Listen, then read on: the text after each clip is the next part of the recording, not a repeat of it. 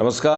हमारा आकाश खबर फास्ट के फेसबुक लाइव पेज पर आपका स्वागत है। आज हम बात करने वाले हैं पाकिस्तान की। जी हाँ, हमारा पड़ोसी देश पाकिस्तान, जहां पर महंगाई लगातार बढ़ती चली जा रही है। महंगाई वहां पर इतनी ज़्यादा हो चुकी है कि लोग आपस में झगड़ा करने लगे हैं। चाहे फिर आटा की बात हो, पेट्रोल, डीजल, चावल, जितनी भी तरह की जो ज़रूरत का सामान है, उनके जो दाम है वो तेज़ी से आसमान को छू रहे हैं। हालात यहाँ तक बढ़ चले हैं कि दुगनी तिगनी कीमतें होती चली जा रही हैं और लोग लगातार परेशान हो रहे हैं। और आटे को लेकर लगातार लोगों में आपस में झड़प हो रही है, एक दूसरे से छीनने तक की कोशिश की जा रही है। इतने भयावह हालात फ़िलहाल पाकिस्तान के होते दिखाई दे रहे हैं। और अगर मैं बात करूं पाक ऑक्यूपाइड कश्मीर की, तो वहाँ के लोगों ने एक बड़ी अलग तरह की बात की है। वहाँ के लोगों ने अब साफ कह दिया है कि उन्हें भारत में ही जोड़ दिया जाए, क्योंकि जिस तरह से वो परेशान हो रहे हैं, उनका ये मानना है कि उन्हें वैसी सुविधाएं यहाँ नहीं मिल पा रही हैं। और सीधे तौर पर वो एक ऐसा क्षेत्र है पाकिस्तान की तरफ से कि जहाँ पर डेवलपमेंट नहीं हुई है, विकास कार्य वहाँ पर नहीं हो पा रहे हैं। और अब जिस तरह से महंगाई आसमान छू रही है, वहाँ के लोग अब सीधे तौर पर यह आवाज़ उठा रहे हैं कि उन्हें वापस भारत में शामिल कर दिया जाए।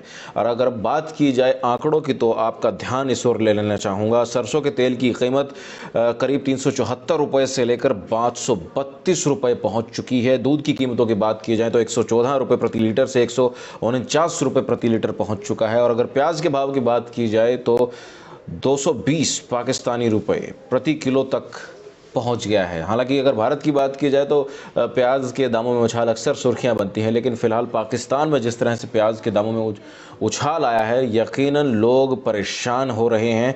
फिर चाहे अगर आटे की बात की जाए, चावल की बात की जाए, तो वो भी लगातार उनकी कीमतें बढ़ती चली जा रही हैं। और अगर नमक के दाम की बात की जाए तो 32 रुपये प्रति किलो से बढ़कर 49 रुपये प्रति किलो बढ़ चुका है। बासमती चावल की मैं यहाँ पर बात करना चाहूँगा। 100 रुपये से 146 रुपये प्रति किलो बासमती चावल हो चुका है। गेहूं की जो रोटी है सभी का मुख्य भोजन माना जाता है अगर बात की जाए तो, लेकिन अब गेहूं की रोटी भी पाकिस्तान के लोगों की थाली से धीरे धीरे गायब होती चली जा रही है। और अगर बात की जाए कि चलिए गेहूं की रोटी नहीं है तो ब्रेड से सहारा ले लिया जाए, नहीं, अब ब्रेड का सहारा लेना भी पाकिस्तान के आवाम के लिए मुश्किल हो रहा है, क्योंकि ब्रेड की कीमत भी 65 रुपये से बढ़कर 89 रुपये हो चुकी है। गेहूं की कीमत बढ़ती चली जा रही है। आटे की जो लड़ाइयाँ हो रही हैं वो सच में हैरान कर रही हैं। ज़रा सोचिए, किसी देश के हालात ऐसे हो चले हैं जहां पर आटे की कीमतें इस कदर बढ़ चली हैं कि लोग आपस में लड़ रहे हैं। और आपको ये भी मैं बताना चाहूँगी, अब पाकिस्तान की भेदभावपूर्ण नीतियों से लोग परेशान हो चुके हैं। वहाँ पर महंगाई के साथ साथ बेरोज़गारी भी अपने चरम पर है। और यही बड़ी वजह है कि पाकिस्तान का जो युवा है आज सड़कों पर है, आज सरकार के खिलाफ बात कर रहा है। लोगों का यही कहना है कि दशकों तक पाकिस्तान की सरकारों ने उनके साथ भेदभाव किया है। पाक ऑक्यूपाइड कश्मीर की बात की जाए तो वहां का युवा भी लगातार ये कह रहा है कि जितनी भी सरकारें आई हैं उनके साथ भेदभाव किया जाता रहा है। हालांकि पाकिस्तान की इतनी दुर्दशा देखकर कई ऐसे देश हैं जो पाकिस्तान की मदद को आगे आए हैं, जिसमें चीन, अमेरिका, ब्रिटेन, जापान और यूएई सहित ऐसे कई देश हैं जो कि आगे आ रहे हैं। और आपको बता दूं, जिस तरह से मैंने आपको जो आंकड़ों की मैं लगातार आपसे बात कर रहा हूं वो सच में हैरान करने वाला है। लगातार सोशल मीडिया पर भी ऐसे वीडियोज़ वायरल हो रहे हैं कि कभी कारगिल की तरफ जो रोड जाता है भारत की तरफ से, उसे भी खोलने की बात कह दी गई है। और ये सीधे तौर पर कह रहे हैं कि उन्हें भारत से जोड़ दिया जाए। और वहीं अगर देश भर में गेहूं के आटे की कमी, बलूचिस्तान में उग्रवाद, अफगानिस्तान के साथ सीमा संघर्ष, पाकिस्तानी तालिबान द्वारा हमलों और एक गंभीर वित्तीय संकट से जूझ रहे पाकिस्तान के साथ पीओके में लोगों ने काफ़ी कुछ अनुभव कर लिया है। यहाँ मुझे याद आ रहे हैं पूर्व प्रधानमंत्री जुल्फिकार अली भुट्टो का वो बयान कि घास की रोटी खाएंगे फिर भी एटम बम बनाएंगे। आज भले ही पाकिस्तान सच में घास की रोटी खाने पर मजबूर हो उठा है, एटम बम तो पाकिस्तान ने बना लिया है, लेकिन घास की रोटी खाने वाला भुट्टो का वो बयान आज मुझे याद आ रहा है। और सच में आज पाकिस्तान का आवाम घास की रोटी खाने के लिए मजबूर हो रहा है। ऐसे में भी ये देखना होगा फिलहाल क्या कुछ किया जाता है। इससे पहले की अगर बात की जाए तो पिछली सरकारें भी आई थी और इमरान खान भी थे, जब उन्होंने भी यही कहा था कि वित्तीय संकट है देश पर। उन्होंने सभी नेताओं से बातचीत की थी, उन्होंने सीधे तौर पर यह कहा था कि हम इस स्थिति से निपटेंगे और निकलेंगे।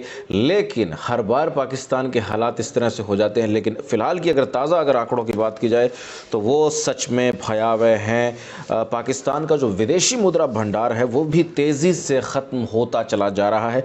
देश ज़रूरी सामान के आयात के लिए भी अब तरसता जा रहा है। पेट्रोल डीजल से लेकर अन्य जो ज़रूरी सामान है वो भी लोगों को मिलना मुश्किल होता चला जा रहा है। लंबी लंबी लाइंस लग चुकी हैं और ऐसे हालातों में एक जो सबसे बड़ी जो दिक्कत निकल कर आती है वो ये होती है कि स्टोरेज शुरू कर दी जाती है। कहीं जो विक्रेता होते हैं वो ऐसे मौक़ों पर जो ज़रूरत का सामान है उसे इकट्ठा करना शुरू कर देते हैं। तो ऐसे में कहीं ना कहीं इस समस्या पर भी ज़रूर पाकिस्तान की सरकार को ध्यान देना होगा। और सीधे तौर पर जिस तरह से अगर बात की जाए, यहाँ पर मैं एक और एंगल यहाँ पर जोड़ना चाहता हूँ कि चीन की मैं बात करना चाहूँगा।